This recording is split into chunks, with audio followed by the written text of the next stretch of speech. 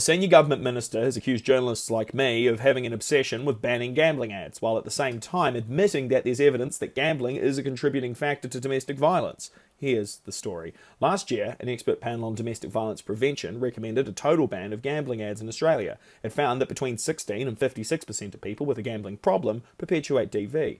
It also has been over 2 years since a government report was published laying out a framework for getting rid of gambling ads in Australia.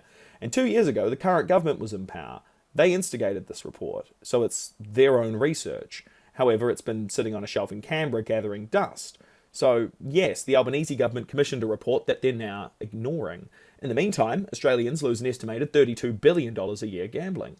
On Tuesday, Social Services Minister Tanya Plibersek said on ABC Radio National, there is evidence that alongside alcohol and drugs, gambling is a contributing factor in domestic violence.